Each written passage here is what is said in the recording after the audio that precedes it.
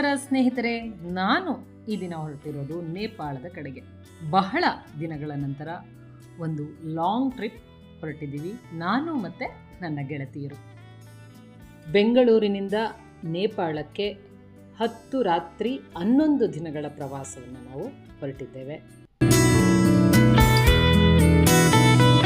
Flight ಟಿಕೆಟನ್ನು check ಮಾಡ್ತಾ ಕಠ್ಮಂಡುಗೆ flight ಟಿಕೆಟನ್ನು check ಮಾಡಿದ್ವಿ. ಸ್ವಲ್ಪ ಕಾಸ್ಟ್ಲಿನೇ ಇತ್ತು. ಅಲ್ಲದೆ ಜನಕಪುರ್ಗೆ ಬರಬೇಕು ಅಂದರೆ ಕಠ್ಮಂಡುವಿಂದ ವಾಪಸ್ ಮತ್ತೆ ಜನಕಪುರ್ಗೆ ಬರಬೇಕಾಗಿತ್ತು.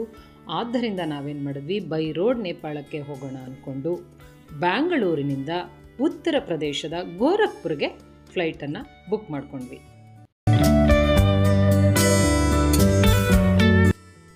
ಮೇ 3ನೇ ತಾರೀಕು ನಾವು ಬೆಂಗಳೂರಿನಿಂದ ಗೋರಖ್ಪುರದ ಕಡೆ ಹೊರಟ್ವಿ. ಆ ದಿನ ಮಧ್ಯಾಹ್ನ 1:30ಕ್ಕೆ ಫ್ಲೈಟ್ ಇದ್ದಿದ್ದು, ಆದರೆ ಕಾರಣಾಂತರಗಳಿಂದ 2 ಅವರ್ ಫ್ಲೈಟ್ ಲೇಟ್ ಆಯಿತು. ಮಧ್ಯಾಹ್ನ 1:30ಕ್ಕೆ ಬೆಂಗಳೂರನ್ನು ಬಿಡಬೇಕಾಗಿದ್ದಂತಹ ವಿಮಾನ 3:30ಕ್ಕೆ ಬೆಂಗಳೂರನ್ನು ಬಿಟ್ಟು 2 ಅವರ್ ಫ್ಲೈಟ್ ಡಿಲೇ ಆದ್ದರಿಂದ ಗೋರಖ್ಪುರವನ್ನು ನಾವು 3:30ಗೆ ತಲುಪಬೇಕಾಗಿತ್ತು. ಆದರೆ ನಾವು ಈಗ ತಲುಪೋದು 5:30ಕ್ಕೆ 5:30ಗೆ, ಅಂದರೆ 2 ಅವರ್ಸ್ ಲೇಟ್ ಆಗಿದ್ದರಿಂದ. ಆದ್ದರಿಂದ ನಾವು ನಮ್ಮ ಟ್ರಿಪ್ ಪ್ಲ್ಯಾನನ್ನು ಸ್ವಲ್ಪ ಚೇಂಜ್ ಮಾಡ್ಕೊಂಡ್ವಿ. ಇನ್ನು ನೇಪಾಳಕ್ಕೆ ಬೈ ರೋಡ್ ಹೋಗ್ತೀವಿ ಅನ್ನೋದಾದರೆ ಬೆಂಗಳೂರು ಅಥವಾ ಭಾರತದ ಯಾವುದೇ ಭಾಗದಿಂದ ನಮಗೆ ಹತ್ತಿರವಾದಂತಹ ಉತ್ತರ ಪ್ರದೇಶ ಅಥವಾ ಬಿಹಾರ ರಾಜ್ಯವನ್ನು ತಲುಪಬೇಕು.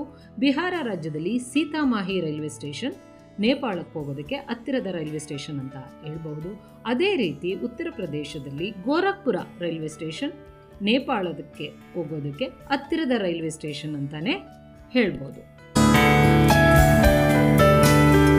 ಬಿಹಾರದ ಮೂಲಕ ನಾವು ನೇಪಾಳಕ್ಕೆ ಹೋಗ್ತೀವಿ ಅನ್ನೋದಾದರೆ ಸೀತಾಮಾಹಿ ರೈಲ್ವೆ ಸ್ಟೇಷನ್ ಹತ್ತಿರದ ರೈಲ್ವೆ ಸ್ಟೇಷನ್. ಸೀತಾಮಾಹಿಯಲ್ಲಿ ಇಳ್ಕೊಂಡು ಸೀತಾಮಾಹಿಯ ಪುನೋರಾಧಾಮ್, ಸೀತೆಯ ಜನ್ಮಸ್ಥಳವನ್ನು ನೋಡಿಕೊಂಡು ಅಲ್ಲಿಂದ ನಾವು ಜನಕಪುರವನ್ನು ಪ್ರವೇಶ ಮಾಡಬಹುದು.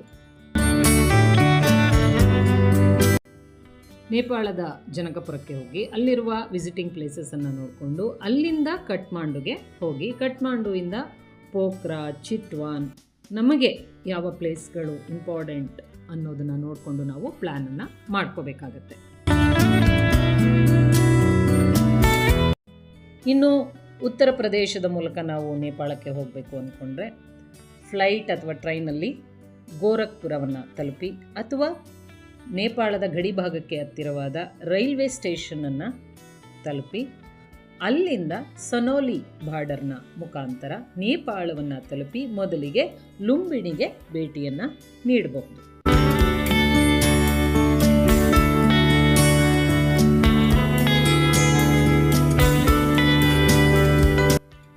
ಮಧ್ಯಾಹ್ನ 1:00ಗೆ ಫ್ಲೈಟ್ ಇದ್ದಿದ್ದರಿಂದ ಬ್ರೇಕ್ಫಾಸ್ಟ್ ಮಾಡಿ ನಾವು ಬೇಗ ಹೊರಟಿದ್ವಿ.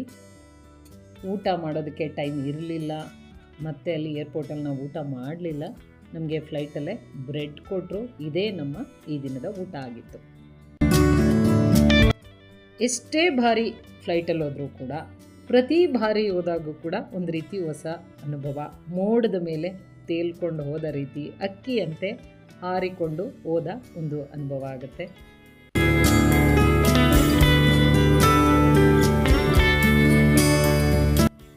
ಸಂಜೆ 3:30ಕ್ಕೆ ಬೆಂಗಳೂರಿಂದ ಹೊರಟಂತಹ ವಿಮಾನ ಸಂಜೆ 5:30ಕ್ಕೆ 5:15ಗೆ 5:30ಗೆ ಗೋರಖ್ಪುರ ಏರ್ಪೋರ್ಟನ್ನು ತಲುಪಿತು.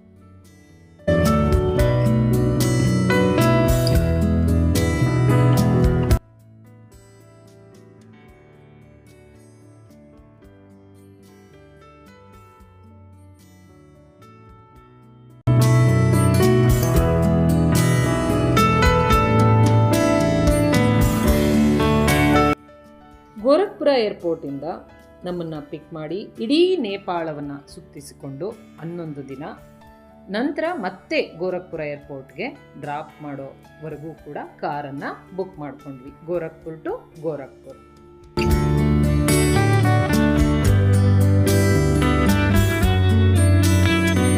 ನಾವು ಏರ್ಪೋರ್ಟಿಂದ ಲಗೇಜ್ ತೊಗೊಂಡು ಹೊರಗಡೆ ಬರೋ ಅಷ್ಟರಲ್ಲೇ ನಾವು ಬುಕ್ ಮಾಡಿದಂತಹ ಕಾರ್ ಬಂದಿತ್ತು. ಈ ಕಾರ್ ಡ್ರೈವರ್ ಹೆಸರು ದಿಲೀಪ್ ಅಂತ. ಇವರು ಹೊರಗಡೆ ವೆಯ್ಟ್ ಮಾಡ್ತಾಯಿದ್ರು. ಬಂದು ನಾವು ಕಾರನ್ನು ಹತ್ಕೊಂಡ್ವಿ. ಅನಂತರ ನಮ್ಮ ಟ್ರಿಪ್ ಪ್ಲ್ಯಾನನ್ನು ಹೇಳಿದ್ವಿ. ನಾವು ಮೊದಲಿಗೆ ಸೀತಾಮಾಹಿಗೆ ಹೋಗಬೇಕು, ಈ ದಿನ ನಾವು ಸೀತಾಮಾಹಿಯಲ್ಲೇ ಉಳಿತಿದ್ದೀವಿ, ಜನಕಪುರಕ್ಕೆ ಹೋಗ್ತಿಲ್ಲ ಅಂತ. ಅನಂತರ ನಾವು ಹೊರಟಿದ್ದು ಸೀತಾಮಾಹಿಯ ಕಡೆಗೆ.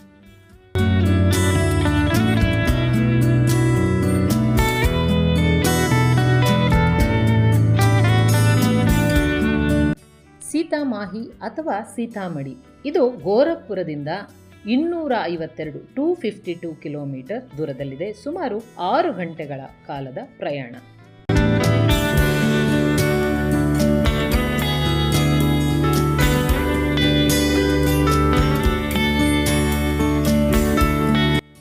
ನಾವು ಸೀತಾಮಡಿಯನ್ನು ತಲುಪುವಷ್ಟರಲ್ಲಿ ರಾತ್ರಿ 11:30 ಆಗಿತ್ತು. ಡ್ರೈವರ್ಗೆ ಹೇಳಿದ್ವಿ. ಡ್ರೈವರೇ ಇಲ್ಲಿ ಒಂದು ಹೋಟೆಲನ್ನು ಬುಕ್ ಮಾಡಿಕೊಟ್ರು. ಅವ್ರಿಗೆ ಗೊತ್ತಿರುವಂತಹ ಹೋಟೆಲ್ ಹತ್ರ ಕರ್ಕೊಂಬಂದರು. ಹೋಟೆಲ್ ಹೆಸರು ಹೋಟೆಲ್ ಶ್ರೀ ಸಾಯಿ ಇಂಟರ್ನ್ಯಾಷನಲ್ ಅಂತ. ನಾವು ಫ್ರೆಂಡ್ಸ್ ಟೋಟಲ್ 5 ಮೆಂಬರ್ಸ್ ಬಂದಿದ್ದರಿಂದ 2 ರೂಮ್ಸನ್ನು ಬುಕ್ ಮಾಡಿದ್ವಿ. ಒಂದು 3 ಶೇರಿಂಗ್ ಮತ್ತು ಒಂದು 2 ಶೇರಿಂಗ್. ನಾವು ಸೀತಾಮಡಿಯನ್ನು ತಲುಪಿದಾಗ ರಾತ್ರಿ 11:30 ಆಗಿದ್ದರಿಂದ ಬೇರೆ ಯಾವ ಹೋಟೆಲ್ನೂ ನಾವು ಚೆಕ್ ಮಾಡೋದಕ್ಕೆ ಹೋಗಲಿಲ್ಲ. ಈ ಒಂದು ಹೋಟೆಲ್ ಸಿಕ್ತು. ಇದೇ ಹೋಟೆಲಲ್ಲಿ ನಾವು ರೂಮನ್ನು ಬುಕ್ ಮಾಡಿದ್ವಿ.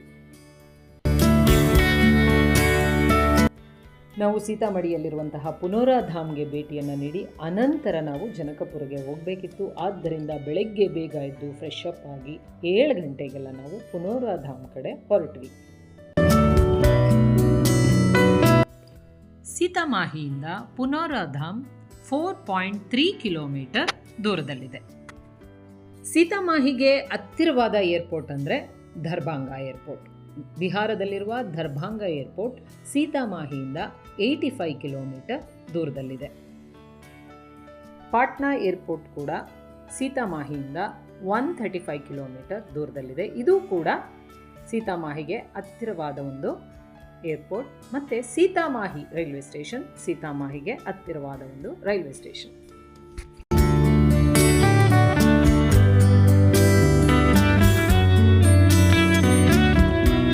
ನೋಡಿ, ಇದೇ ಸೀತೆಯ ಜನ್ಮಸ್ಥಳ ಸೀತಾಮಾಹಿಯ ಪುನೋರಾಧಾಮ್.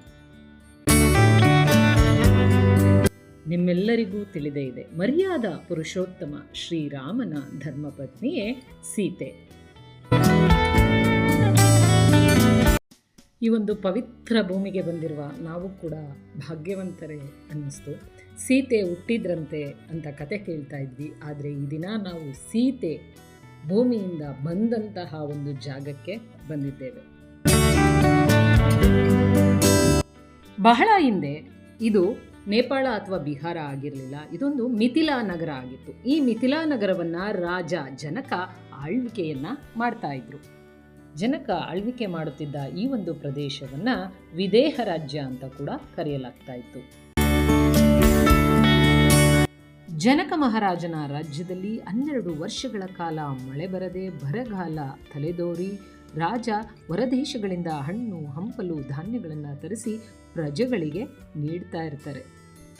ಬರಗಾಲಕ್ಕೆ ಎದುರಿ ಕೆಲವು ಜನ ಊರು ಬಿಟ್ಟೋದ್ರೆ ಮತ್ತೆ ಕೆಲವರು ರಾಜನ ಬಳಿ ಬಂದು ಈ ಬರಗಾಲಕ್ಕೆ ಸೂಕ್ತ ಪರಿಹಾರ ನೀಡಬೇಕು ಅಂತ ಕೇಳ್ಕೋತಾರೆ.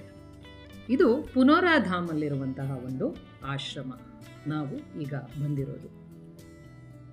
ಈ ಒಂದು ಸ್ಥಳದಲ್ಲಿ ಪುಂಡಲೀಕ ಮಹರ್ಷಿಗಳು ವಾಸವಾಗಿದ್ದರಿಂದ ಇದನ್ನು ಪುನೋರಾಧಾಮ್ ಅಂತ ಕರೆಯಲಾಗುತ್ತಂತೆ.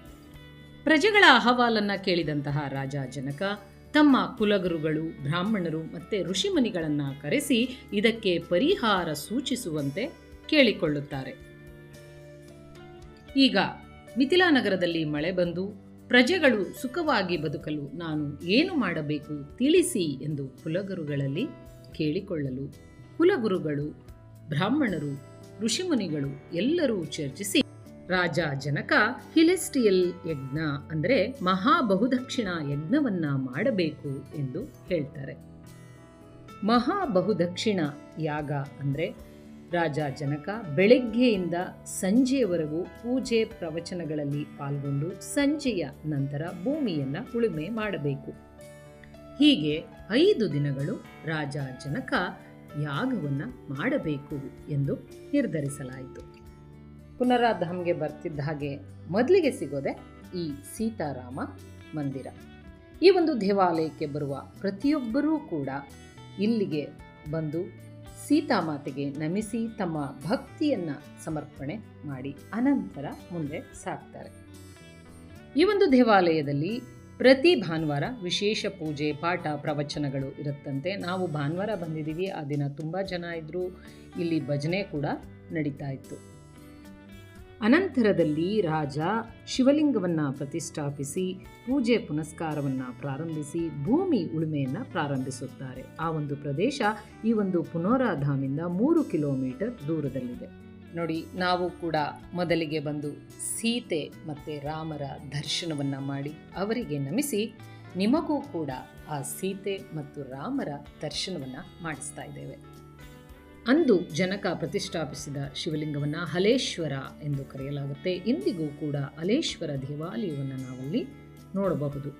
ಹೀಗೆ ರಾಜ ಜನಕ ಪ್ರತಿದಿನ ಬೆಳಗ್ಗೆ ಎದ್ದು ಪೂಜೆ ಮಾಡಿ ಮತ್ತೆ ಸಂಜೆ ಭೂಮಿಯನ್ನು ಉಳುಮೆ ಮಾಡ್ತಾ ಇದ್ರಂತೆ. ಹೀಗೆ ಉಳುಮೆ ಮಾಡ್ತಾ ಮಾಡ್ತಾ 3 ಕಿಲೋಮೀಟರ್ ಉದ್ದದ ಒಂದು ಜಾಗವನ್ನು ಉಳುಮೆ ಮಾಡೋ ಅಷ್ಟರಲ್ಲಿ 5 ದಿನ ಆಗಿತ್ತು.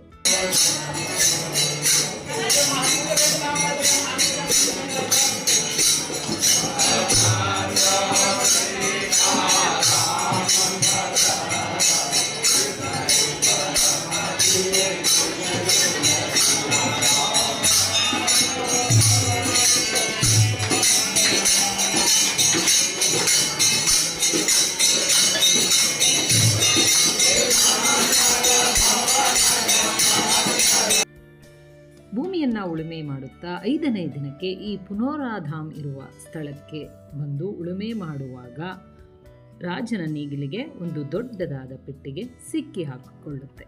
ರಾಜ ಜನಕ ಆ ಒಂದು ಜಾಗವನ್ನು ಅಗೆಸಿ ನೋಡಿದಾಗ ಅಲ್ಲಿ ಒಂದು ಪೆಟ್ಟಿಗೆ ಇದ್ದು ಆ ಪೆಟ್ಟಿಗೆಯಲ್ಲಿ ಮುದ್ದಾದ ಹೆಣ್ಣು ಮಗು ಇರುತ್ತೆ. ರಾಜ ಸಂತಸದಿಂದ ಮಗುವನ್ನು ಎತ್ಕೊಂಡೋದ್ರೆ ರಾಜನ ಜೊತೆ ಬಂದಿದ್ದಂತಹ ಜನರು ಆ ಮಗು ಸಿಕ್ಕಿದ ಜಾಗದಿಂದ ಒಂದೊಂದು ಹಿಡಿ ಮಣ್ಣನ್ನು ಎತ್ಕೊಂಡು ಹೋಗ್ತಾರಂತೆ. ಹೀಗೆ ಸುಮಾರು ಜನ ಮಣ್ಣನ್ನು ಎತ್ಕೊಂಡು ಹೋಗಿದ್ರಿಂದ ಅದು ಹಳ್ಳವಾಗಿ ಅಲ್ಲಿ ನೀರು ತುಂಬ್ಕೋತಂತೆ. ಇಂದಿಗೂ ಕೂಡ ಈ ದೇವಾಲಯದ ಆವರಣದಲ್ಲಿ ಆ ಒಂದು ಹಳ್ಳವನ್ನು ನೋಡಬಹುದು. ನೋಡಿ, ಇದೇ ಆ ಒಂದು ಹಳ್ಳ. ಇದನ್ನು ಕಲ್ಯಾಣಿ ರೀತಿ ಕಟ್ಟಲಾಗಿದೆ. ಈಗ ಇಂದಿಗೂ ಕೂಡ ಜನ ಈ ಒಂದು ಹಳ್ಳಕ್ಕೆ ಬಂದು ಪೂಜೆಯನ್ನು ಮಾಡಿ ಮನೆಗೆ ಮಣ್ಣನ್ನು ತಗೊಂಡು ಹೋಗ್ತಾರಂತೆ. ಮಗು ಭೂಮಿಯಿಂದ ಹೊರಬರ್ತಿದ್ದಾಗೆ ಆಕಾಶದಿಂದ ದೇವಾನುದೇವತೆಗಳೆಲ್ಲ ಹೂವಿನ ಮಳೆ ಸುರಿಸ್ತಾರಂತೆ. ನಾರದರು ಬಂದು ಮಗುವಿಗೆ ಸೀತೆ ಎಂದು ನಾಮಕರಣವನ್ನು ಮಾಡ್ತಾರೆ. ರಾಜ ಜನಕ ಮಗುವನ್ನು ಎತ್ಕೊಂಡು ಸ್ವಲ್ಪ ದೂರ ಹೋಗುವಷ್ಟರಲ್ಲೇ ಜೋರಾದ ಮಳೆ ಶುರುವಾಗುತ್ತೆ. ಈ ಮಳೆ 5 ದಿನಗಳ ಕಾಲ ನಿರಂತರವಾಗಿ ಸುರಿಯುತ್ತೆ. ಆದ್ದರಿಂದ ರಾಜ ಆ ಒಂದು ಸ್ಥಳದಲ್ಲಿಯೇ ಪುಟ್ಟದಾದ ಒಂದು ಮಡೈ ಅಂದರೆ ಒಂದು ಪುಟ್ಟದಾದ ಗುಡಿಸಲನ್ನು ಕಟ್ಟಿಕೊಂಡು ಮಗುವಿನ ಜೊತೆ ಉಳಿದುಕೊಳ್ತಾರಂತೆ. ಹೀಗೆ ರಾಜ ಮಗುವಿನ ಜೊತೆ ಉಳಿದುಕೊಳ್ಳಲು ಒಂದು ಹಟ್ ಅಂದರೆ ಚಿಕ್ಕದಾದ ಮಡೆಯನ್ನು ಕಟ್ಟಿದ್ದರಿಂದ ಈ ಒಂದು ಪ್ರದೇಶವನ್ನು ಸೀತಾಮಡೈ ಅಂತ ಕರೆಯಲಾಯಿತು. ಆದರೆ ಕಾಲಾನಂತರದಲ್ಲಿ ಬದಲಾವಣೆಯಾಗಿ ಈಗ ಇದನ್ನು ಸೀತಾಮರೈ, ಸೀತಾಮಹಿ ಅಂತ ಕರೆಯಲಾಗುತ್ತೆ. ಹೀಗೆ ಸೀತಾದೇವಿಯ ಜೊತೆ ಉಳಿದುಕೊಂಡಂತಹ ಆ ಪ್ರದೇಶ ಇಲ್ಲಿಂದ 1 ಕಿಲೋಮೀಟರ್ ದೂರದಲ್ಲಿದ್ದು ಅಲ್ಲಿ ಒಂದು ಸುಂದರವಾದ ರಾಮ ಜಾನಕಿ ಮಂದಿರವನ್ನು ನಿರ್ಮಾಣ ಮಾಡಲಾಗಿದೆ. ಮುಂದಿನ ಒಂದು ವಿಡಿಯೋದಲ್ಲಿ ಆ ಒಂದು ದೇವಾಲಯದ ಪರಿಚಯವನ್ನು ನಿಮಗೆ ನಾನು ಮಾಡಿಕೊಡ್ತೀನಿ.